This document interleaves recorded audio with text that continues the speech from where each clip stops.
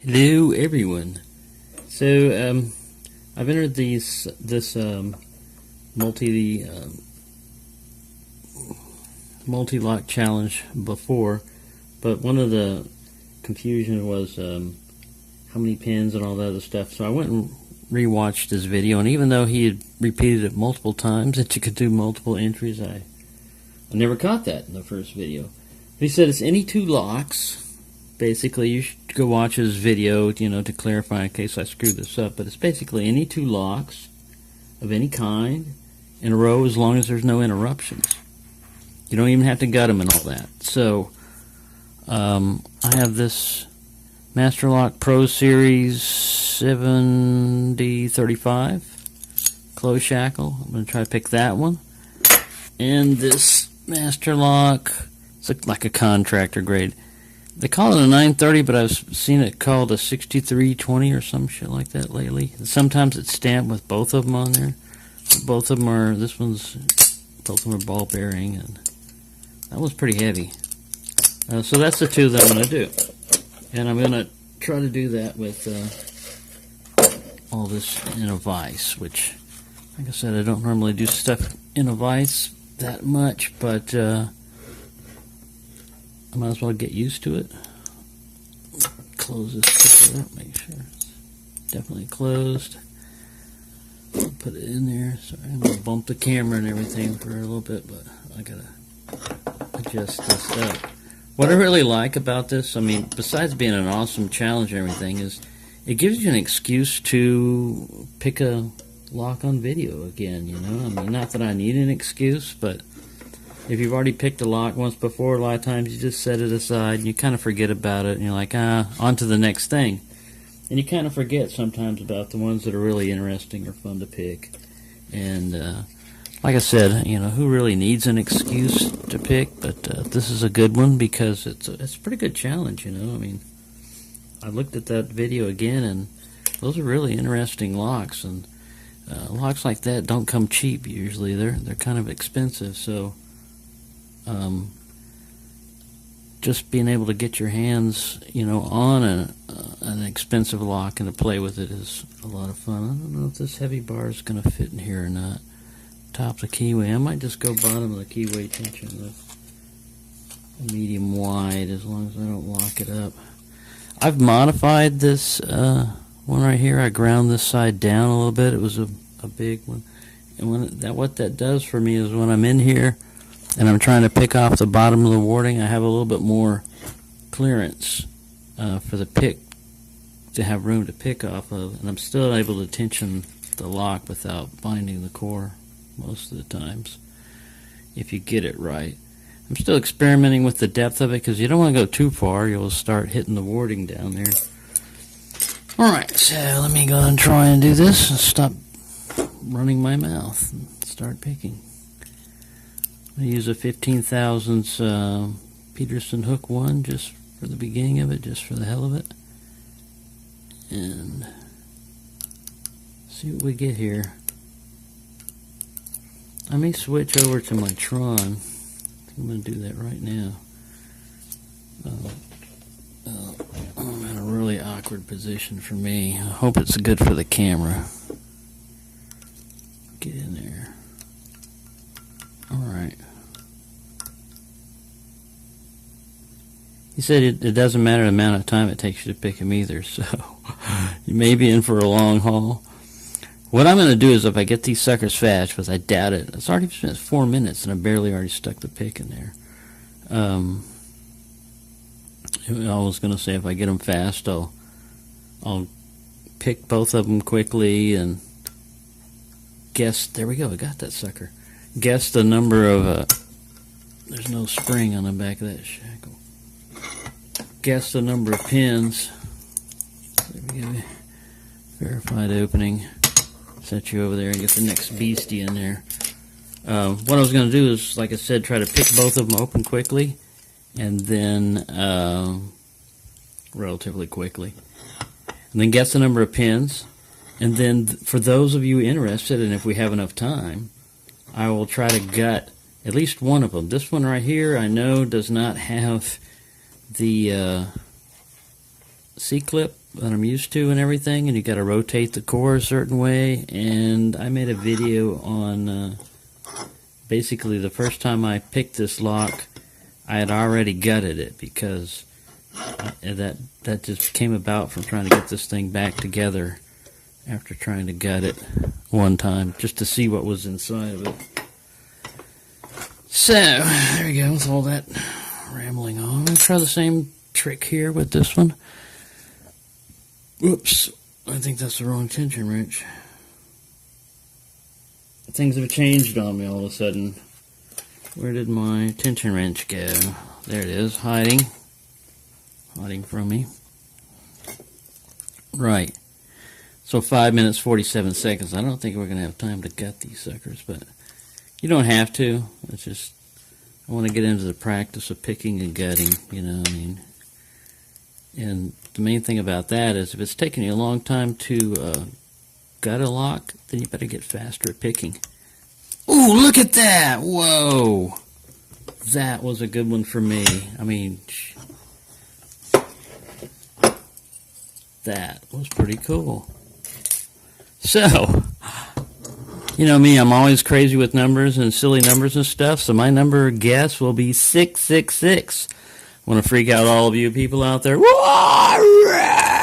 who are afraid of numbers and shit like that, because I personally, you know, don't fall for any of that shenanigans, but I think it's funny for people that do. And anyways, that's my number in that little jar, 666. So for those of you who are still interested, this thing will probably continue on into like the 15-minute range. But I want to gut this one because it happened so fast. I want to prove, yeah, there's definitely pins in there. And it is a lock. Look, it does lock and won't open. It's not a magic core that you can just turn without sticking a key in it.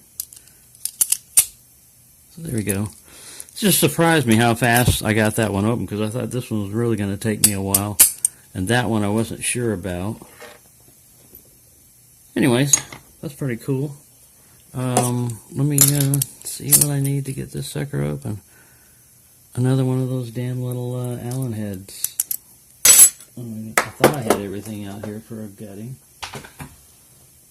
Where, oh where have my Allen wrenches gone? Oh, there they are. Oh where can they be? Here they are. I believe 764 should work for us. Oh, whoa, man, bang my improvised tripod. Instant breakfast almost went everywhere. It's empty. Alright, let me sit this guy in here. See if I can fit him in there. I don't know, I'm getting a lot of spinning around. That is 764, so I don't think I changed. Weird, odd, strange, bizarre. Alright. Well, oh, I grabbed 1/8. No wonder you. Bonehead alert, bonehead. Alright, put the 1/8 back in there.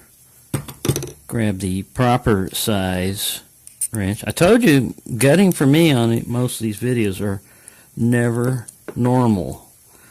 I mean, abnormal would be one that goes perfectly well. So, I'm getting some success here. It's coming loose. Once you get to, you know, do this enough, it gets become like second nature, and a lot of people, when they do these gutting videos, they've done it so much, it looks easy. And if you haven't done this a lot, or very much, it's not so easy. Especially like when that thing right there, that happens. There we go. See why I say that? Usually I don't, well, first off, mostly I pick padlocks. I didn't have a lot of padlocks that had removable cores. I didn't even know about that at first. And then when I found out, I was like, cool, that's a really cool idea. It's another thing you can mess around with and play with is, alright, so this guy right here is one of those little crimp core beasties that you got to get just right. And I believe my follower was off on this thing. But anyways, let's hope all goes well. Let me get the key out so that I don't screw things up too badly here. Is that the right key? Yep. Won't go the other way. Oh, yeah, it does. It usually can't go that way because of the limiter in there. But I got it to pop just a little bit. There we go. You got to push it. I think there was something wrong with... When the last time I put this together, I'm not sure I got the key pins exactly right. I believe everything went flying. All right, we'll set you out over here. Already at 10 minutes. This shouldn't take too long if you get your act together. All right. Now the main thing that I've learned, and I know from experience, is shim. Whenever you're going to do anything, if you can shim, do shim, because it will save your ass from many fiascos such as I've had. And I keep using the same shim over and over, and it's gone missing. It's hiding from me. Excuse me when I go search for a shim, because I'm not going to do this unshimmed.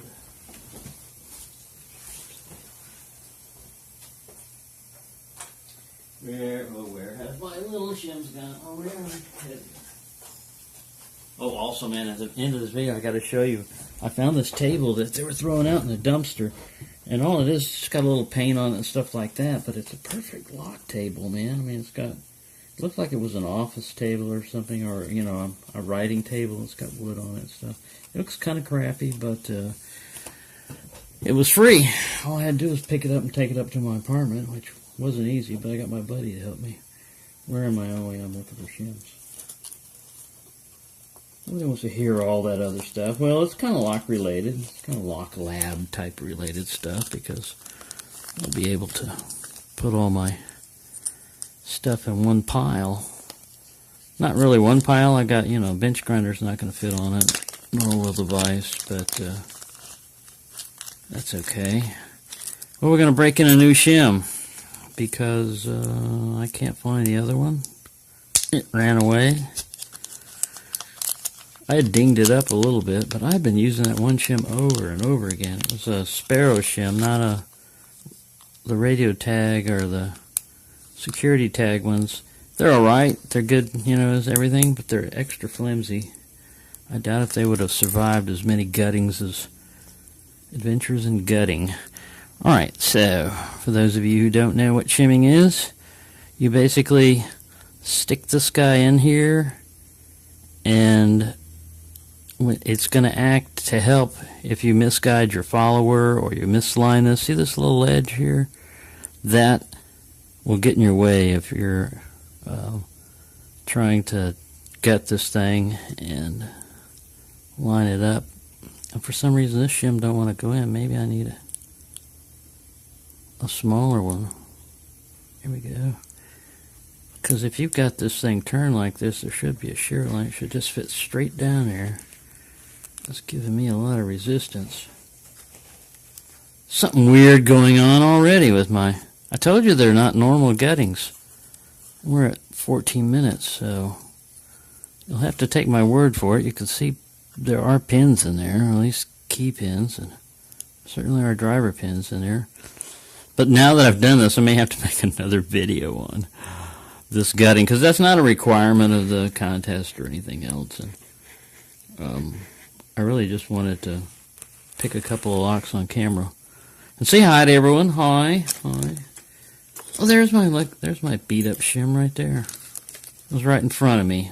If it would have been a rattlesnake, it would have bit my nose off. I just don't understand why I can't shim this thing. As I've done. Well, I've screwed it up before. I don't know if I've ever shimmed it, but it should be shimmable. Let me offset this guy a little bit again. Put this in here. Go in there. It'll go down the side. Why won't it go over that last pin? It's a mystery. It's a mystery, a big mystery, because I got the key in there. The core's turning. It can't be anything protruding up. Bizarre. See? We're at 15 minutes. Sorry. End of the video.